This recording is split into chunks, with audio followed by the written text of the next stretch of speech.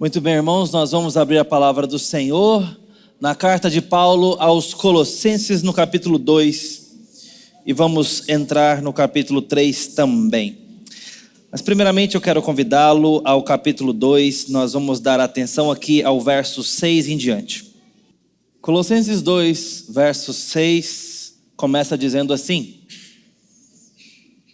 Portanto, assim como vocês receberam Cristo Jesus, o Senhor, continuem a viver nele, estando enraizados e edificados nele e confirmados na fé, como foi ensinado a vocês, crescendo em ações de graças. Tenham cuidado para que ninguém venha a enredá-los com a sua filosofia e vãs sutilezas, conforme a tradição dos homens, conforme os rudimentos do mundo e não segundo Cristo. Porque nele habita corporalmente toda a plenitude da divindade. Também nele vocês receberam a plenitude. Ele é o cabeça de todo principado e potestade. Nele vocês também foram circuncidados, não com uma circuncisão feita por mãos humanas, mas pela remoção do corpo da carne, que é a circuncisão de Cristo, tendo sido sepultados juntamente com ele no batismo, no qual vocês também foram ressuscitados por meio da fé no poder de Deus, que o ressuscitou dentre os mortos.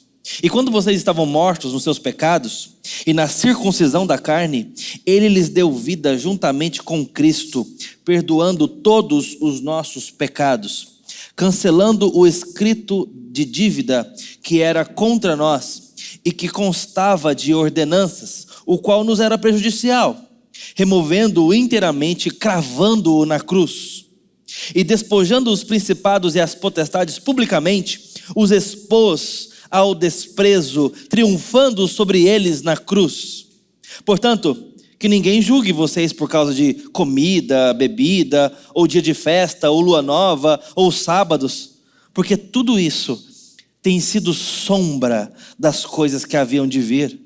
Porém, o corpo é de Cristo. Não deixe que ninguém se faça de hábito para desqualificar vocês, com pretexto de humildade e culto de anjos, baseando-se em visões, estando cheio de orgulho, sem motivo algum na sua mente carnal, e não retendo a cabeça, a partir da qual todo o corpo suprido e bem vinculado por suas juntas e ligamentos cresce. O crescimento que vem de Deus. Se vocês morreram com Cristo para os rudimentos do mundo, por que se sujeitam a regras como se ainda vivessem no mundo? Não toque nisso, não coma disso, não pegue aquilo. Todas essas coisas se destroem com o uso. São preceitos e doutrinas dos homens. De fato, essas coisas têm aparência de sabedoria, ao promoverem um culto que as pessoas inventam, falsa humildade e tratamento austero do corpo, mas elas não têm valor algum contra as inclinações da carne. Portanto, se vocês foram ressuscitados juntamente com Cristo, busquem as coisas lá do alto, onde Cristo vive, assentado à direita de Deus. Pensem nas coisas lá do alto, e não nas que são aqui da terra, porque vocês morreram, e a vida de vocês está oculta justamente com Cristo em Deus. Quando Cristo, que é a vida de vocês, se manifestar, então vocês serão manifestados com Ele na glória. Portanto, façam morrer tudo o que pertence à natureza terrena: imoralidade sexual, a impureza, paixões, maus desejos e a avareza, que é a idolatria. Por causa dessas coisas é que vem a ira de Deus sobre os filhos da desobediência. Vocês também andaram nessas mesmas coisas no passado, quando viviam nelas. Agora, porém, abandonem igualmente todas estas coisas: ira, maldade, blasfêmia, linguagem obscena no falar. Não mintam uns aos outros, uma vez que vocês se despiram da velha natureza com as suas práticas e se revistam da nova natureza, que se renova para o pleno conhecimento segundo a imagem daquele que a criou. Aqui não pode haver mais grego e judeu, circuncisão e incircuncisão, bárbaro, cita, escravo, livre, mas Cristo é tudo e está em todos. Até aqui, vamos orar. Ó Deus bendito, nós precisamos da iluminação do Senhor e da condução do Teu Santo Espírito nesse momento para ouvirmos e crermos nos Teus desígnios.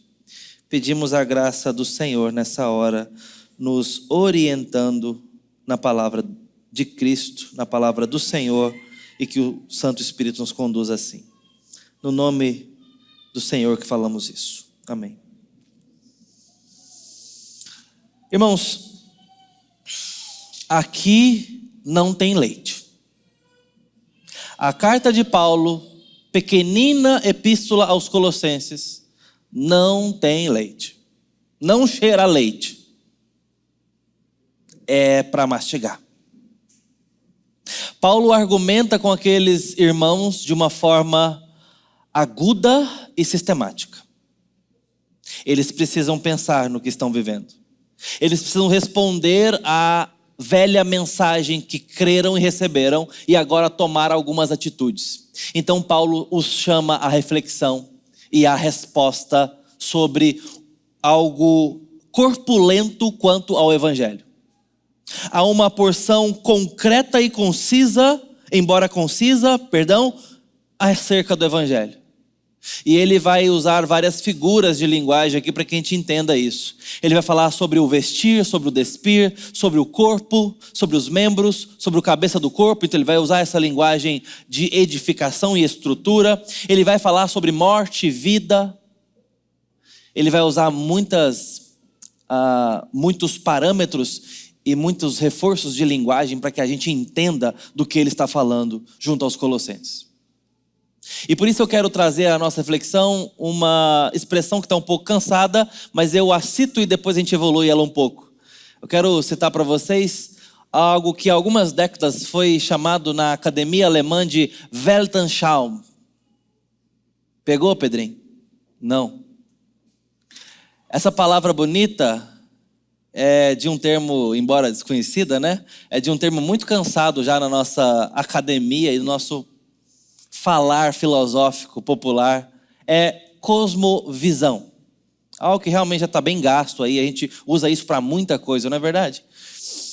Mas o fato é que o conceito surge dentro da pesquisa filosófica para falar que existem certas óticas, ou a maneira mais vulgar que a gente pode falar sobre isso é lentes. Existem certas lentes pelas quais, através das quais a gente enxerga a vida. Quando a gente coloca os nossos óculos receituários, e eu preciso disso aqui para ver aqui a partir da quinta fileira para trás. Agora eu estou vendo, vocês estão aí mesmo. Você não olha para a lente, não é verdade? Vocês que estão aqui usando óculos, vocês não estão prestando atenção na lente. Vocês estão usando a lente para enxergar através dela, não é verdade? A não ser que esteja tão suja aí que você está vendo a lente, ou pelo menos a sujeira que está nela, e você vai se incomodar, pegar e limpar. Mas a gente eventualmente, via de regra a gente olha através da lente. Porém, a lente tem a capacidade de nos fazer ver por ela. Imagine, portanto, então, que os seus óculos receituários aí sejam de coloração amarela. Você vai enxergar tudo amarelado, não é? Magenta, vermelho, você vai enxergar tudo avermelhado. Bom, essa é a forma popular para a gente pensar em cosmovisão ou visão de mundo. São as lentes através das quais a gente enxerga a vida. Então a gente não fica pensando sobre o nosso pensamento acerca do mundo. Bem como a gente não pensa sobre as lentes pelas quais a gente enxerga o mundo. A gente simplesmente vê e usa elas para ver. A nossa visão de mundo também é usada para que a gente veja e não para que a gente fique pensando sobre elas. E a ideia é que lá no cerne da teoria, nós temos algo que é chamado de fiducia, ou o fator fiduciário do coração. E que cosmovisão, ou a sua forma de enxergar a vida, está muito mais atreladamente relacionada ao coração, às confianças que a gente estabelece na vida, aos contratos não verbais que o coração faz, do que, por exemplo, a nossa formação acadêmica. É claro que é um construto. Talvez a nossa visão de mundo seja como uma cebola de dentro para fora, onde tem várias camadas que se sobrepõem. É verdade. Nossa experiência, nossa infância, nossa juventude, nossos traumas, nossas alegrias. Tudo que a gente viveu, de onde a gente veio, por onde a gente passou, vai formando o nosso gosto. Vai formando as nossas marcas. Vão deixando alguns calos ou a falta deles, não é verdade? E a nossa forma de ver a vida vai sendo moldada. Mas há quem diga, dentro do aspecto de cosmovisão, que o fator fiduciário do coração é predominante. E como é que ele se dá? Ele se dá através, como eu disse, de experiências que a gente não computa, não registra necessariamente. É por isso que você vai encontrar, de repente, acadêmicos, pós-doutores, que são supersticiosos. Eu já vi. Eu já vi gente lúcida, esclarecida, inteligente, vivida, não hesitar em pegar a primeira louça que viu na frente para jogar em cima do recente copo de requeijão que tinha acabado de espatifar no chão. Por quê? Porque senão dá azar. Você conhece gente supersticiosa? Você conhece gente que tem currículos brilhantes, mas que acredita em horóscopo? É possível, não é? Tem ou não tem? Ou só eu que sei? Você sabe, é porque existem confianças do coração que não se desfazem com diplomas. A experiência da vida vai nos dizendo isso. E a gente tem confiança do coração que nem imagina. Você olha para o céu e fala assim, vai chover. Com base em quê, querido? Você está falando isso? Com base lá no seu avô, na roça, que falava para você, você aprendeu. E você aprendeu a confiar nisso. Não é porque você estudou meteorologia, não é porque você está versado aí nas últimas das ciências do tempo e do clima. Nada disso. São confianças. A gente sente um cheiro da terra e fala assim, está vindo chuva. Você não conhece alguém assim que vive no pasto, que vive na vida rural? São confianças do coração, são experiência. Isso não vem da academia. E essa é a forma de ver a vida. Tem gente que olha para o campo e de tanto aprender com o campo, lida com o dinheiro a partir da terra. Porque aprendeu que tem que esconder um pouquinho ali debaixo da terra para que brote. A sabedoria hebraica, por exemplo, nos ensina que a gente tinha que aprender com a natureza ao lançar o nosso pão na água, que era jogar ali a semente, nesse caso entre aspas, para que então as águas fizessem a germinação, né? A distribuição, a semeadura depois. Mas você perde de vista para depois ter. Você esconde na terra a semente para depois ver a planta brotar. Isso é sabedoria camponesa, isso é de algo rudimentar. Não vem ali falar das últimas teorias que saiu lá na NASA com o camponês sobre isso. Ele confia em algumas coisas que ele já experimentou para dar um exemplo da fidúcia do coração. Eu dei da superstição e dei da experiência do campo. São só apenas dois lances para que a gente entenda que o coração é predominante na nossa forma de ver a vida. Algumas marcas na vida, na nossa lida com os pais, com a família, vão nos deixando seguros ou inseguros em alguma medida. E eu não estou aqui avançando para dentro do freudismo não, tá? Não precisamos disso. Mas a vida vai nos deixando marcas nas quais confiamos ou pelas quais enxergamos a vida. Aí depois vem as camadas culturais, nossa academia, nossos estudos, nossos currículos.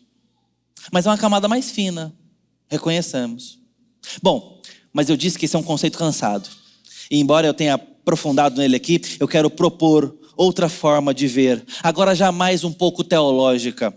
Eu quero apresentar para os irmãos uma forma pela qual nós enxergamos a vida, não por essa das lentes ou da cosmovisão, mas do drama, do palco, do teatro feito por Deus. Eu quero que você enxergue isso ou pense nessas coisas com a melhor das intenções. Não leve para o lado pejorativo do teatro que encena falsamente, não é isso. É sobre papel, é sobre a identidade e a performance responsável. Bom, eu quero trazer para a discussão Kevin Van Hooser. Esse que é alvo das minhas pesquisas, pelo menos foi do mestrado, e alguém com quem eu aprendi muito a ler a Bíblia. Eu quero compartilhar um pouco do que ele diz sobre uma forma de enxergarmos a vida. Ele diz assim, em O Drama da Doutrina: a doutrina é mais do que informação para crer, é direção para viver. A Bíblia não é apenas um manual de regras ou uma coletânea de verdades, mas o roteiro divino do drama redentor de Deus. O roteiro divino do drama redentor de Deus. Nessa peça cósmica, Deus é o dramaturgo, diretor e ator principal.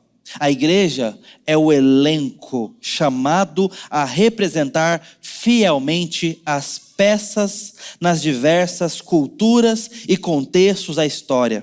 A teologia, portanto, nos orienta, nos ensaia para encenar em nossa vida a realidade do Evangelho. A proposta de Van Hooser é uma proposta de interpretação bíblica e de missionalidade, ou seja, como eu devo encarar a palavra de Deus e entender-me nessa história que Deus está propondo. Então, missionalidade, identidade e responsabilidade, papel e performance. Mas veja como é que ele propõe a nossa concepção acerca de Deus. Ele é o roteirista, aquele que é responsável por demarcar a história, as curvas do drama, pontuar as falas de cada um dos personagens. Aqui fala-se isso, aqui vai ter que ser uma cena externa e interna, nesse palco, nessa forma. É assim que se estabelece um roteiro. Mas ele não é apenas o roteiro, porque o roteiro depende de um diretor que garanta que aquele roteiro será bem executado na hora da performance. Então precisa-se que alguém conduza, dirija. Van Hooser propõe que Deus é aquele que não apenas escreve a história, mas é aquele quem conduz a história. Garante que o roteiro será seguido e que os atos cumprirão seus desígnios. E aí eu chamo o livro de Jó por testemunha quando diz: e nenhum dos seus planos pode ser frustrado. Eles acontecerão. A história chegará no clímax que Deus, o roteirista, dirigiu como diretor.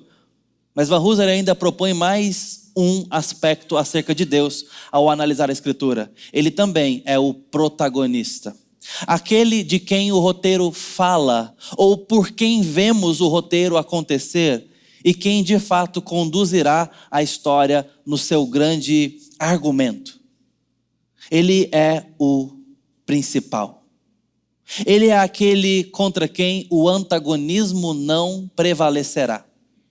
Quando nós lemos a história de Jonas, aprendemos num drama curto de 4 capítulos acerca de um Deus que faz missão e tem interesse em pessoas não alcançadas.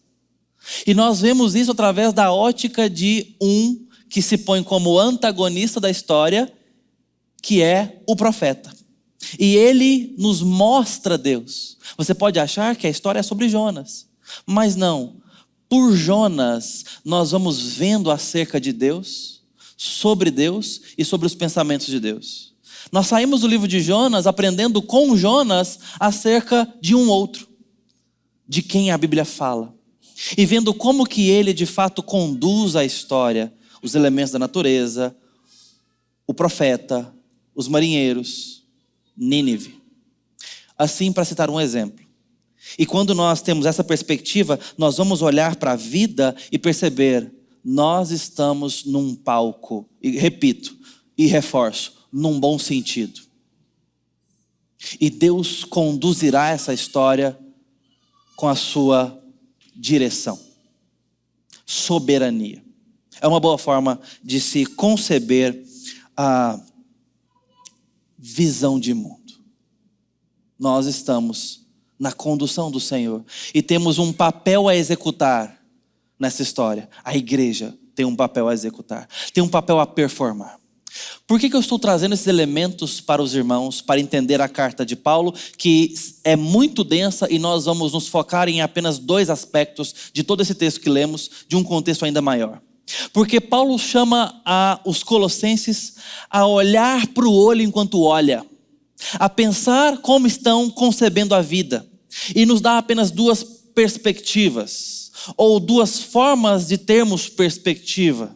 Ele diz: ou você pensa nas coisas aqui da terra, e suscitando aqui talvez o que seria um pensamento embrionário ao existencialismo, onde nós comamos e bebamos porque amanhã morremos, ou morreremos. Ou seja, a vida tem um fim em si mesma. Nós não temos um para além da vida. Esse é o existencialismo de uma forma bem grosseira e bruta aqui, mas a ideia é mais ou menos essa. É naturalmente isso, é tudo que temos. E isso pode ser vivido de formas distintas, mas é mais ou menos isso. Essa é uma forma de se pensar. Com o pensamento, permita-me a expressão, apenas terráqueo, terreno, mundano, das coisas da terra. E Paulo está dizendo, mas tem uma outra forma que você pode conceber a vida, que é, ainda com os pés aqui, pensar nas coisas lá do alto. E Paulo tece uma longa e encorpada argumentação sobre isso, dizendo: olha, se vocês morreram com Cristo, se vocês se revestiram do Santo Espírito, vocês não podem agir como se Cristo não tivesse feito o que fez, como se Cristo não fosse a plenitude, como se as coisas velhas não tivessem passado. E ele começa a dar exemplos como a fala, o linguajar, o comportamento e até a religiosidade. Ele fala: olha, vocês estão vivendo como se não tivessem conhecido tudo o que conheceram. Vocês estão vivendo como se não tivessem entendido tudo o que Cristo explicou. Onde Cristo explica para nós a nova vida, a liberdade, a nova natureza. E vocês estão sendo enredados por vãs sutilezas e rudimentos do mundo. Ou seja, vocês estão vivendo, depois de terem conhecido o Evangelho, como se a vida fosse apenas terrena. Como se fosse apenas mundana. E estão fazendo isso com religiosidade. Aí vocês estão falando o seguinte: eu vou para as leis cerimoniais, eu vou para o rito religioso e estou agindo como se não houvesse amanhã. Como se não houvesse esperança de um pós-vida. De tal forma que Cristo é o cumprimento dessas coisas que eu estou me amarrando. E então eu quero trazer C.S. Lewis para a discussão, quando ele diz em Cristianismo Puro e Simples, no capítulo 10: as criaturas não nascem com desejos, a menos que a satisfação desses desejos exista. Um bebê sente fome. Bem, há tal coisa como alimento. Um pato sente desejo de nadar. Então, há uma coisa chamada água. O ser humano sente desejo sexual. Bem, há uma coisa tal qual o sexo. Se eu encontro em mim um desejo que nenhuma experiência desse mundo pode satisfazer, a explicação mais provável é que fui feito para além desse mundo. Se nenhum dos prazeres terrenos, então, pode satisfazer esse desejo que surge em mim, isso não prova que o universo é uma fraude. Provavelmente, os prazeres terrenos nunca foram feitos para satisfazer este outro desejo, mas apenas para despertá-lo, para sugerir a coisa real.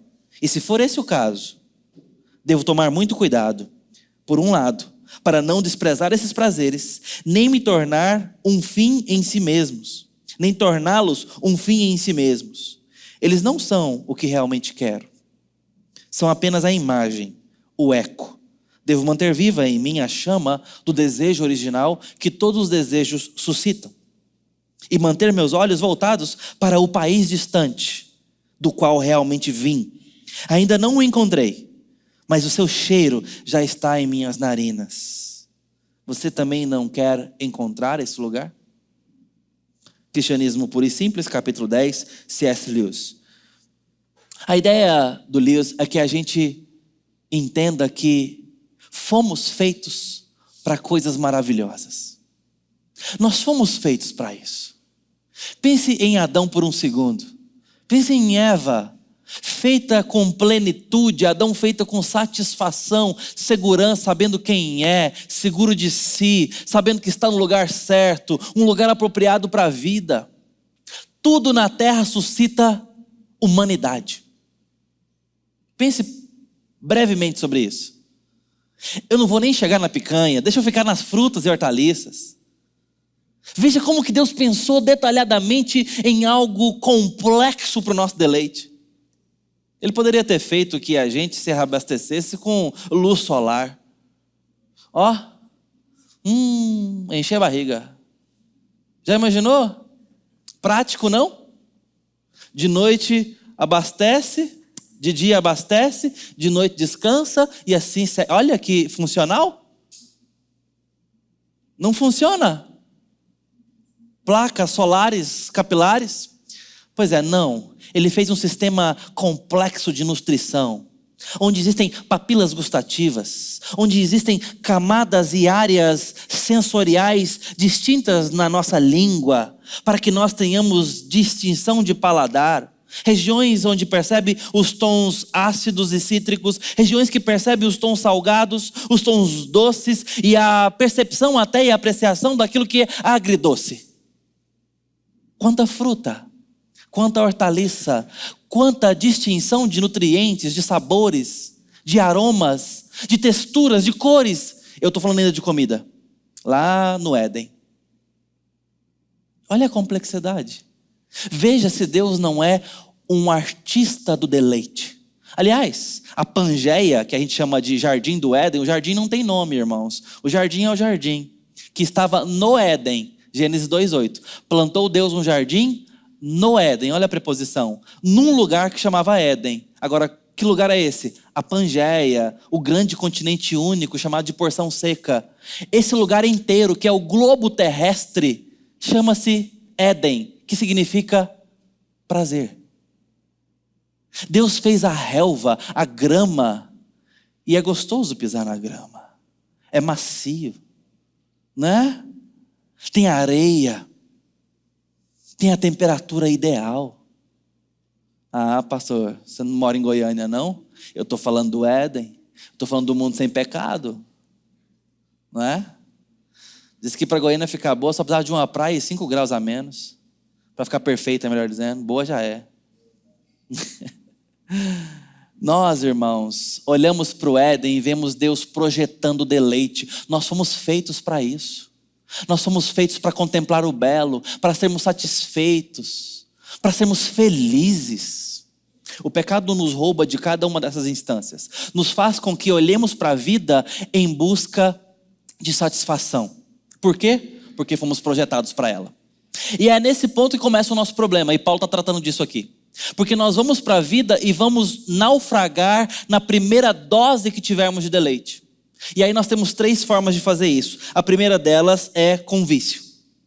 Porque quando eu encontro algo bom nessa vida, e eu vou com um pensamento materialista ou existencialista, sem conceber a eternidade, e eu tomo uma dose de virtude, eu tomo uma dose de satisfação, como por exemplo a comida, como por exemplo a bebida, aí eu me descontrolo, porque é bom demais.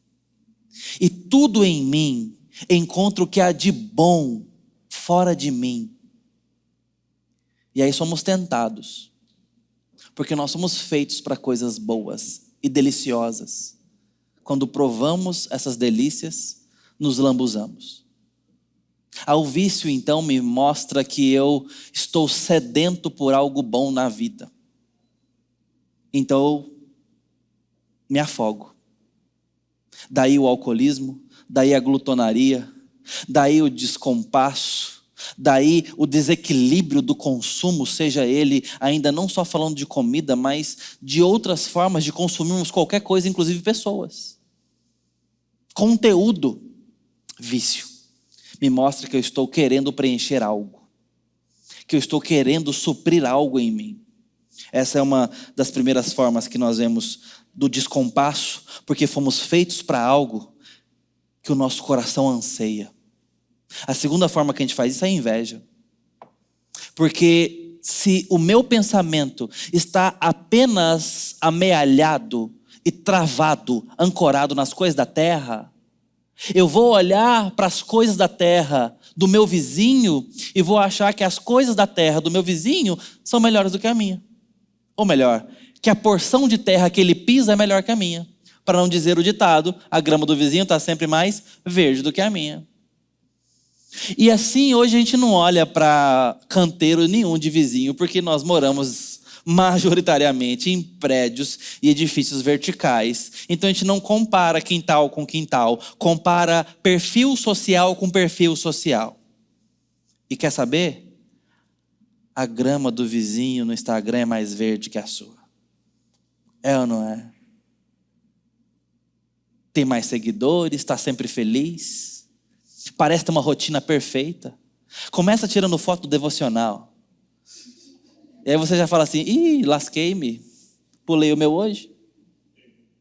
Aí depois mostra a foto com os filhos. Você fala assim, eu cheguei em casa cansado, sem paciência para o menino. E você vai olhando aquele mundo ideal do outro, que faz exercício, que acorda cedo, que cuida dos filhos e que come direito, e que está feliz no trabalho, tira uma foto de uma reunião importante, e você começa a se sentir pequeno. Mas sabe que isso é completamente ilusório? Por duas razões. Uma, nós nos consideramos reais e olhamos para o virtual do outro. A luta para ser justa, a comparação para ser justa, tinha que ser com virtual. Essa projeção com projeção. Porque ninguém tira foto no pior dia para postar numa rede social. Eu me permito usar esse exemplo, irmãos, porque realmente é algo muito relevante para a nossa geração. Aqueles que estão aqui falam assim, pastor, por isso que eu não uso essas coisas. Fique com a grama do vizinho, talvez seja uma analogia que sirva. Mas muitos aqui estão usando essas coisas, viu, irmãos? Muitos de nós, eu uso. E faço bom uso disso, tento fazer o melhor uso que eu posso dessas coisas, para a glória do Senhor. Mas o nosso coração é tentado a que nos comparemos, a que nos meçamos, mensuremos. E aí temos inveja. Essa é uma forma, porque o meu coração está sedento. E porque o meu coração está sedento, eu tenho uma terceira e última negatividade. Porque o meu coração está sedento de coisas boas. Eu tenho insatisfação crônica. E eu vou seguindo insatisfeito com um tanque que nunca se enche. Com um coração que nunca se abastece. E aí você vai ver o pregador falar sobre, lá em Eclesiastes, se dar ao vinho, se dar à sabedoria, se dar à arte, se dar aos relacionamentos e ver o coração insatisfeito, se entregar aos amores da vida, se entregar ao dinheiro e fazer muitas das posses, poder, riqueza, mulheres, comida, autoridade, fama, e ver o seu coração terrivelmente sedento e vazio. Vocês já perceberam como que o salmista confronta esse tipo de insatisfação, mesmo tendo alcançado tanta glória e tanta exuberância? Com o que ele contrasta para que a balança perca o seu pêndulo? Temor a Deus. Parece louco. Mas ele disse que foi o único lugar que o seu coração repousou seguro.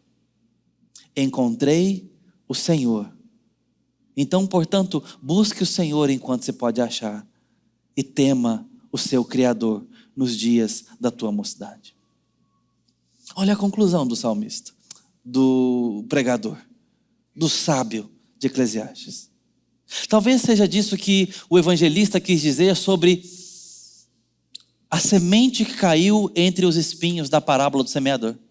Essa é uma parábola boa de se ler assim com muita facilidade, porque Jesus explica e diz, olha, a semente que caiu entre os espinhos é a palavra que caiu num coração e duas coisas assustadoras. Os cuidados do mundo e a fascinação das riquezas sufocaram a palavra. Cuidados do mundo e fascinação das riquezas sufocaram a palavra. São considerados espinhos ameaçadores à palavra em nós. Não falou de drogas, não falou de prostituição, de maledicência, de vilania. Embora todas essas coisas sejam completamente odiosas e inimigas da palavra de Deus, Jesus está nos ensinando uma camada em que nós mais facilmente escorregaríamos.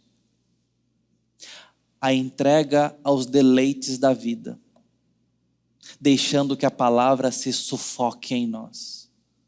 Coisas essas para as quais nós somos criados para ter.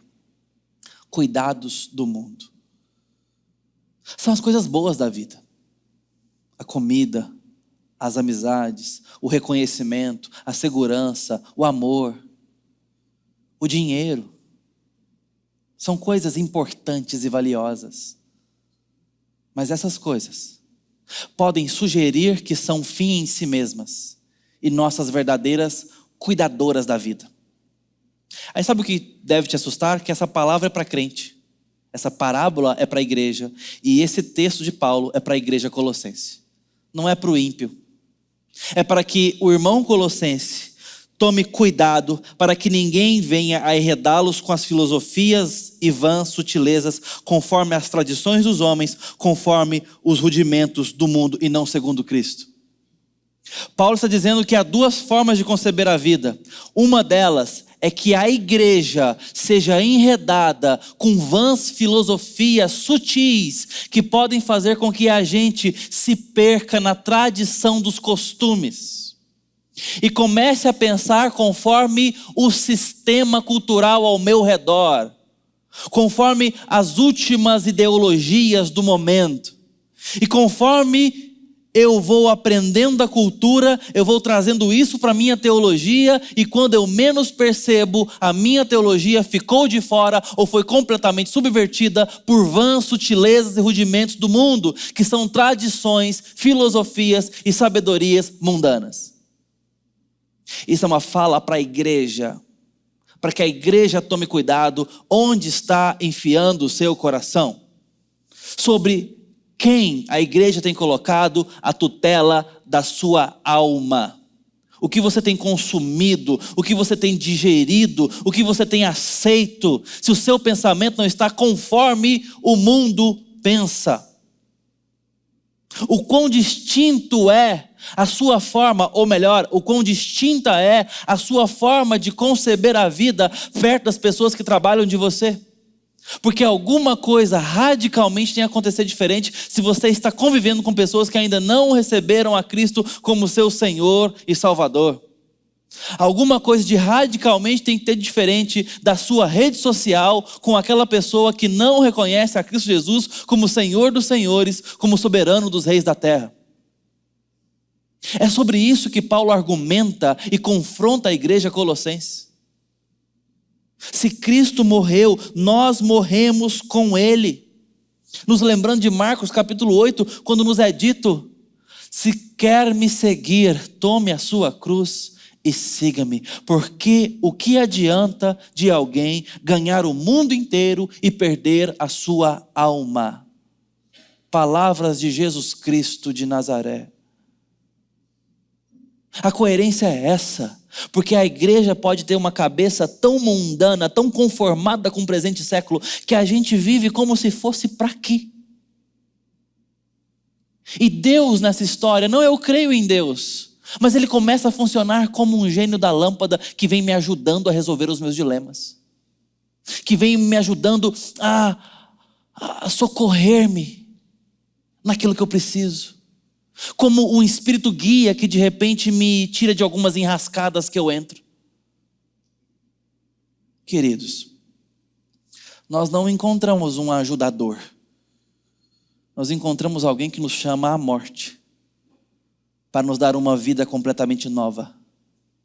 Nós encontramos alguém que nos dá um papel novo para performar na vida. Nós encontramos alguém que explica que existe um drama acontecendo. E nós fazemos parte. Não é que eu tenha a minha vida, o meu palco, o meu papel. Encontrei Deus na história, louvado seja Deus. É perdoar os meus pecados para eu continuar vivendo a minha vida agora perdoadamente. tirou meu fardo, agora eu posso ver a minha vida bem. Creia em Deus que a sua vida vai melhorar. Mas é fácil pregar uma coisa dessa, e nós estamos prontinhos para ouvir. Já ouviu falar em teologia da prosperidade? Confissão positiva? Eu vou falar que palavra tem poder? Talvez você ensine isso para os seus filhos, talvez você aprendeu em casa. Isso é confissão positiva. Chega lá e fala assim: vou amanhecer rico, vou amanhecer rico, vou amanhecer rico, vou amanhecer rico. Funciona não, gente. Nós somos chamados a ter um novo nascimento, a morrer à velha natureza e sermos nova criatura. Paulo está dizendo: se isso aconteceu com vocês, muda tudo. Muda o falar, muda o andar, muda a forma de ver, muda o seu senso de identidade e de responsabilidade, muda tudo. E você entende que não é sobre você, é sobre um outro, é sobre o Rei, é sobre o Verbo, é sobre a vida. E nós podemos mostrá-lo ao mundo. E saímos agora em missão trabalhando, saímos agora em missão servindo, saímos agora em missão sendo líder sobre outros. Estou falando de trabalho, como patrão, como empregado, como alguém autônomo. Nós vamos agora com uma mentalidade de alguém que entendeu sobre o que é a vida, porque nós conhecemos a verdade e sabe que esse tempo está passando e é curto, mas que nós fomos feitos, como Paulo fala à igreja de Corinto, na sua primeira carta, capítulo 15. Se a nossa vida é apenas para esse tempo, nós somos os mais infelizes de todos os homens. Se não considerarmos a ressurreição, somos os mais infelizes. Para que isso? Para que viver? Para que sofrer? Agora, quando nós conhecemos o Evangelho e conhecemos que existe a possibilidade de, enquanto estamos aqui, pensar nas coisas lá do alto, com os pés na terra, termos uma visão de mundo celeste, com as dores do tempo, ter uma concepção da vida eterna. Aí deixa eu dizer uma coisa para você: dá até para sofrer em paz. Dá até para viver bem no pouco. E até no muito. Por quê? Porque eu entendo que existe um roteirista que me dá segurança no roteiro. Existe um maquinista que me dá segurança no trilho e no trilhar. Existe um soberano que prometeu satisfação. E de tal forma, pensar as coisas lá do alto significa encontrar nele alegria e satisfação que começam a suprir um coração sedento. A minha alma se encontra com o seu benfeitor, o meu coração se encontra com quem é capaz de supri-lo. De tal forma que o vício se mostra pequeno, perto de um problema maior. A nossa imoralidade sexual não é um problema em si mesma. Não se resolve imoralidade sexual com santidade sexual. Não é assim que funciona. Não se resolve vícios de narcóticos com abstinência em narcóticos. Se resolve pecado com um coração satisfeito em Cristo. Se resolve a falta de apetite por coisas caídas quando o nosso coração está abastecido com o exaltado. Quando amarmos a Deus de todo o nosso coração, com toda a nossa alma e com toda a nossa força, o nosso coração e a nossa alma e a nossa força estará aliançados, comprometidos com esse amor. De tal forma que estaremos indisponíveis para amar outros. E não amaremos o mundo, portanto. Paulo está chamando os colossenses a que pensem com os pensamentos de quem morreu e ressuscitou para a glória. É uma forma de ver a vida. É uma forma de ir para a segunda-feira entendendo que existe um rei, que existe um soberano, que existe um governo e que existe uma eternidade. E que Deus não brinca com nossa história. Ele há de nos suprir em Cristo até o fim. Que Deus possa encorajar o meu e o seu coração a que façamos morrer tudo o que clama contra a satisfação que Ele se propõe a ser. Que façamos morrer tudo o que demanda de nós um pensamento de insatisfeitos, incrédulos, desconfiados. Mas pelo contrário, que as verdades do Evangelho nos abasteçam a tal ponto que nós nos vejamos seguros, amados, ainda que muitas coisas faltem, ainda que a vida não seja tão confortável e deliciosa quanto gostaríamos na maior parte do tempo. Mas estamos amados e seguros enquanto seguimos. Essa é a vida da igreja. Essa é a vida do povo de Deus. Pensando nas coisas lá do alto, enquanto estão com os pés aqui na terra. Vamos levar a cultura aos pés de Jesus e levar cativo a obediência de Cristo todos os nossos pensamentos. É assim que vamos pensar nas coisas lá do alto. Desafio para a igreja em Colossos, desafio para a igreja em Goiânia. Vamos buscar a presença de Deus em oração.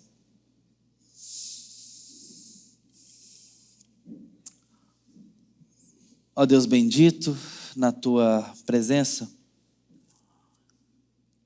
nós depositamos o nosso coração. Pedimos ao Senhor que fale conosco, nos exorte, nos confronte, nos corrija, nos demova de nossos vícios, de nossa inveja e de nossas comparações. Nos demova e convença de outros senhores e deuses que temos a eles prestado culto e atenção. Ajuda-nos a te amar acima de todos e te amar com um amor que vem de ti, em Cristo, para que o Senhor seja glorificado. Te pedimos isso, ó Deus, no santo nome de Cristo, nosso Redentor. Amém.